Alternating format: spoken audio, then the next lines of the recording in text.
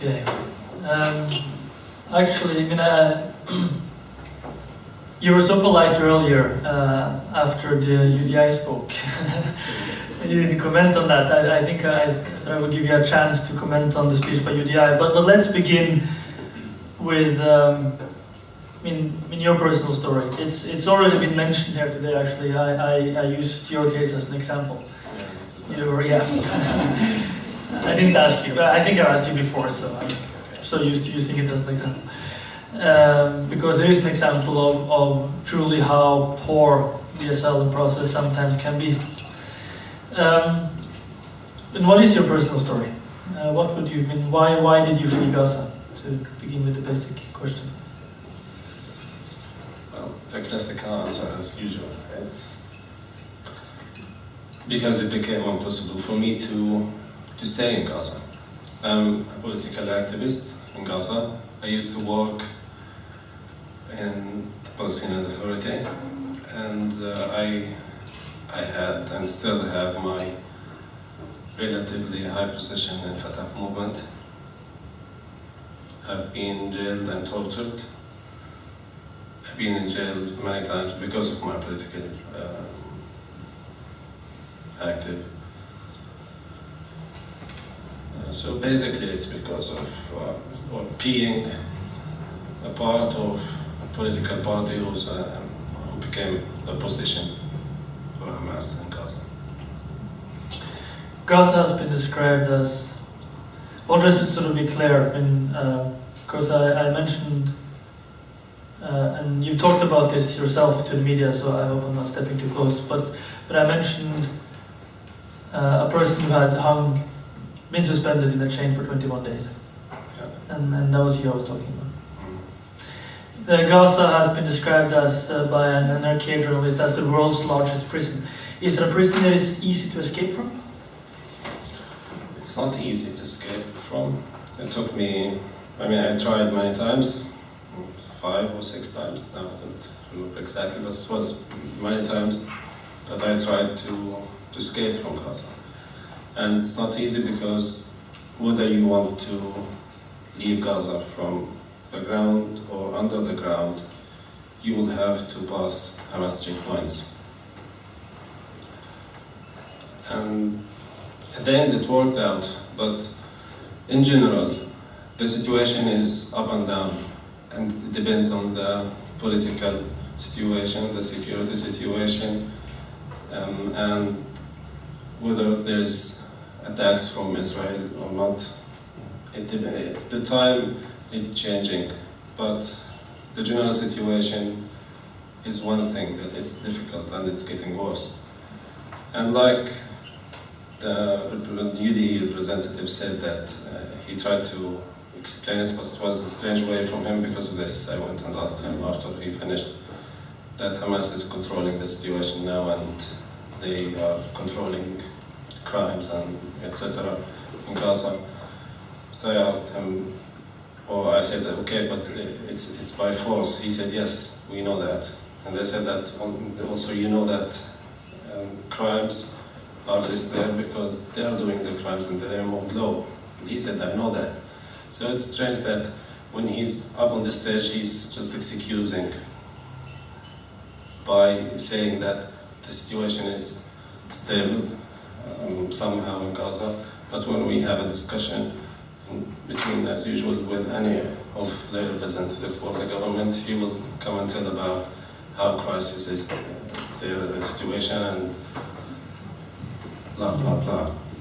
Yeah, and unfortunately it's blah blah blah because they just use it as an excuse, like the representative for the Foreign Affairs Minister here in Norway when he excused the occupation by mentioning Hamas. I think the word the senior advisor from the UDI mentioned was bekymringsverdig. I think I've just given 3 examples of asylum seekers who have all been suspended from the roof in a chain by Hamas, and of course UDI is not here, but that is any longer, he left early, but that's by his own choice. And the word he used was bekymringsverdig. What word would you use to describe this I mean, the widespread practice of torture in Hamas prisons. Well, he said, I'm sorry. He said, I'm sorry when he...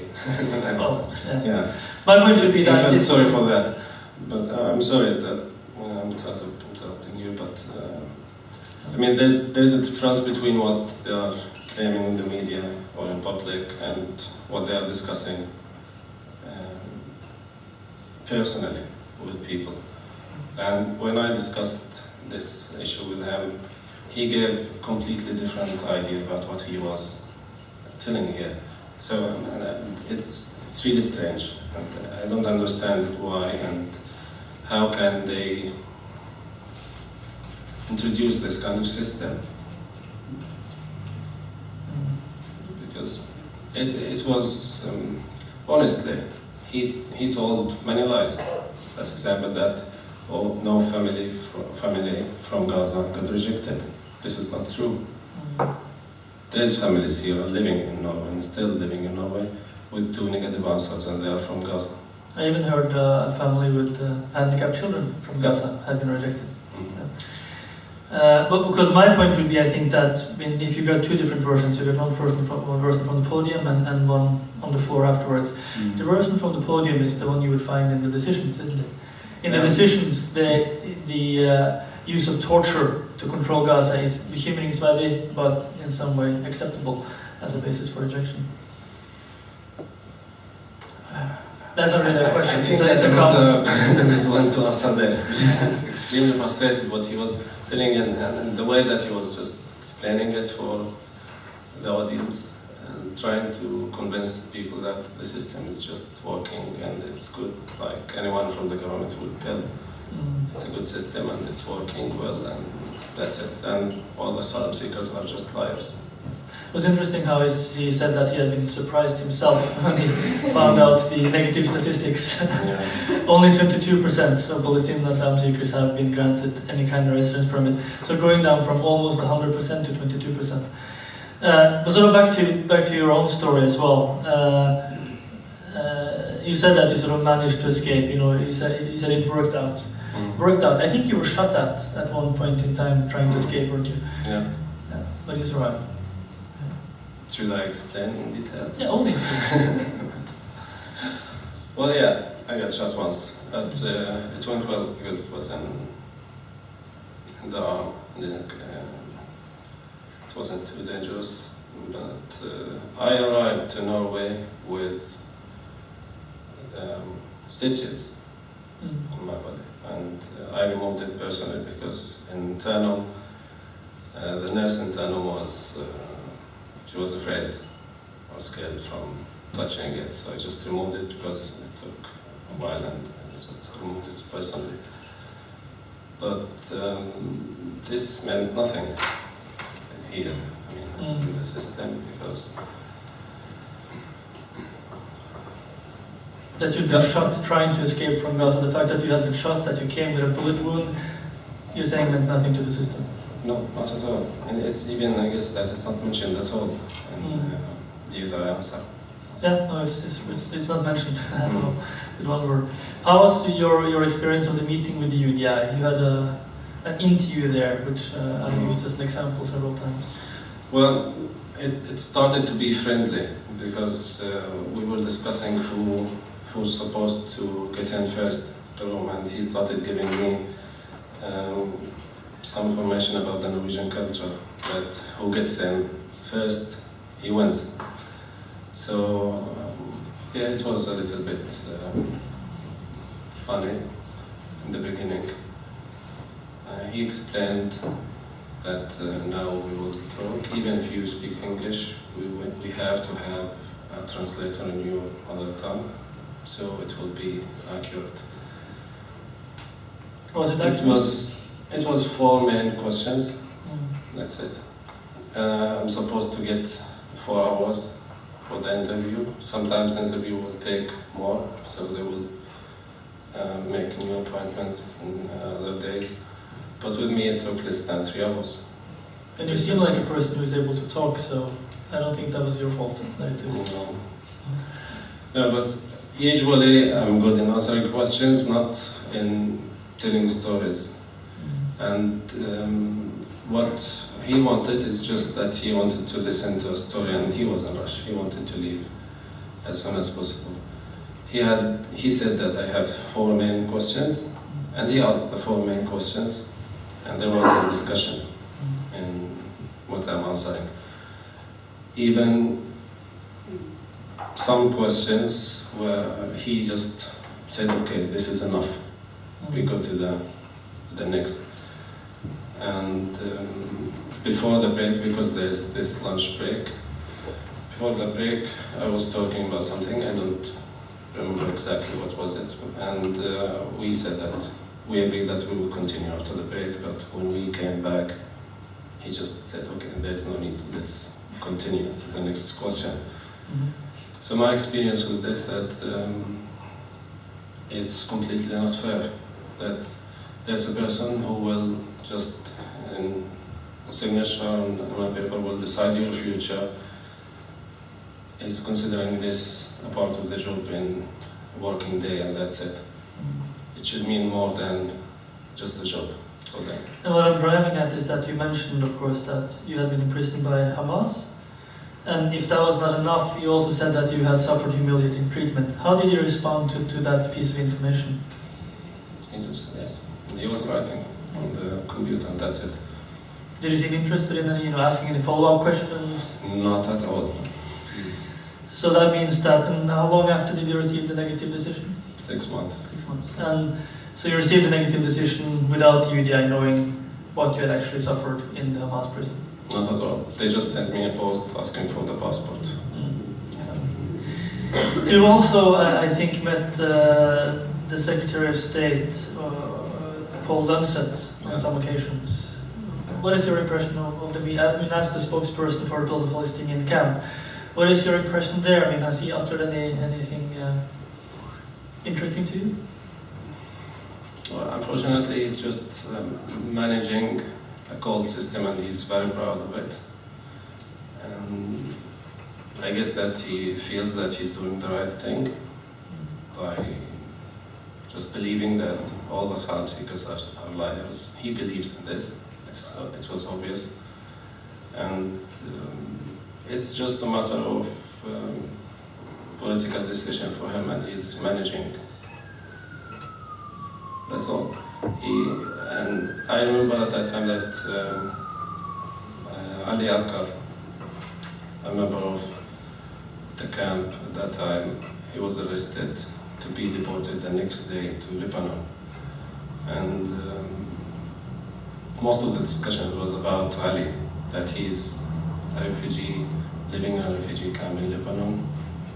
You arrested him, you're sending him back to a country that is not even his country. And it's a refugee camp. It's known that Ain al-Hel was not safe. So he tried to show some interest in the story, but didn't work out with him. And I said clearly that I'm here saying that this person escaped in order because there is a real danger in his life, and he's arrested now to be sent back tomorrow to Lebanon. He's in real danger. You have, we know that you have the power to stop his deportation. At least stop the deportation. Don't release him. Keep him in jail. Give us the chance to complain in the court. We prepared his papers. We have new documents from the court in Lebanon. He just answered that, I guess I have enough information. He said, okay, I insisted. Can I give you his full name and DUF number now, just to try to do something? He said, well, I cannot be involved in individual cases. I'm just managing a policy. And the UDI system is a trusted system, and it's working good. It's working well. So, and 5 people were deported from the camp. Yeah. And Mahir, we heard how it went with him. You just mentioned one who is back in the refugee camp in Lebanon, where he was born. Yeah, recently he was convicted for to spend 5 years in jail. And so out of 5, 1 has been convicted to 5 years in prison, and 1 has been beaten up by settlers who are still harassing him and scaring his children. The other 3, are they doing okay, or? Well, compared to that. compared to that. But then 3 out of 5 is not so bad for the UDI, really. It's yeah, it's not so bad. But at that time, I mean. And this is the West Bank. You know, this is trying to send people to the relatively safe, calm area. About one of the cases, Poland said that well, so far no one got persecuted except 1 in the West Bank, and we are following the case. Yeah, success. So, at that time, so, and he claimed that well, don't misunderstand me, but even though the situation in the West Bank and Gaza is difficult, but there is more dangerous areas in the world. There are more dangerous areas in the world. Actually, I've read cases from most countries asylum seekers come from, and I've actually read no cases where you have this practice of hanging people in chains. That's really a Hamas thing. I think they do it in Syria as well, though. Yeah, that's the only other place where I've seen this practice being as widespread. I guess in Iran also. I guess in Iran also. Yeah, possible. Okay, so 3. But then, yeah, his statement is perhaps a bit. I suspect he hasn't read so many of these cases. I guess that he has no interest. He has enough information for how to get rid of people, and that's it. How do you see the future now? I mean, people are being deported continually to the West Bank. People are not deported to Gaza, as we was talking about in the film, that it was fair that this would start in November, but it might start. But what do you think will happen? I'm changing the question, but what do you think will happen if people are being deported to Gaza? Well, it's difficult to pretend, but or to predict. Sorry, but as long as the situation is going as it is now, they will start deporting people to Gaza by the end of April, because this is now the information we get so far from all around the immigration police. There is no change, and their policy is working so well in this. They are deporting people. Their media machines are strong enough to give the idea for the people that we are deporting criminals. And the only crime that we made is that we are trying to establish a life, but the system is not accepting this. And the system considers rejected asylum seekers criminals, and with a media that is not interested in showing the fact about asylum seekers, it's difficult to change. But this is one of the things that why we are working. And the demonstration started 2 years ago, continuing an organization, trying to communicate with different organizations, trying to spread awareness between the Norwegian society, going here and there in Norway, schools, universities, trying to talk to people and tell them that there's something that's happening. If you don't move, we are losing. And I don't know, but it's a dark future so far. But we have to keep working. So then, my sort of prediction would be, I mean, I said it earlier as well, if for the West Bank and the diaspora, the statistic is that it went okay, more or less, with 3, and 2 suffered harm. My prediction would be that deportations to Gaza, the statistics might be less favorable for the asylum seekers and for the Norwegian authorities. Yeah, but I guess that it will be too late, because now we are talking about less than 100 Palestinian asylum seekers in Norway. What's left? And yeah, and if they decide to deport those people, it will not take them more than 1 flight. And then for whom you are talking, or about whom you are talking, so it's not easy this time. But the people on that flight, we once sent a an airplane to Libya, to Gaddafi, with 19 people on board. That was in 2004, and they were all imprisoned. So I'm wondering if Norwegian authorities are sort of trying to beat that record, if they're going to send people back to Gaza. Well, I mean, with their experience with the Iraqis, as example, they did it in worse ways. I mean, they deported many people. I mean, there was full flights of just deported Iraqis to Iraq, which made the Iraqi parliament just say, okay, stop, that's it, it's more than enough. Yeah, but in Palestinian situation, I don't really know how can we change it, but at least we are trying. We need the support from the people around us, the parliament, the government itself. But as long as there's a decision has been made, and the only aim is just to get rid of those people without any discussion, without any wish or willing for even facing the fact that this is not right to do. It's still a dark future. Then my final question, you said actually, and I want to be clear, I heard you correctly here, that Lønseth had admitted that one person had been persecuted upon return. Yeah. That sort of sounds to me like we have the same situation as with UDI. You say something on the podium and something in person, because when I debated with Lønseth, he kind of insists that it has never happened to anyone from any country. Yeah, he said that it's just one who got persecuted, and we are following the case. And I guess we know more than him now about what happened with this person. Yeah. Okay, thank you. You're welcome.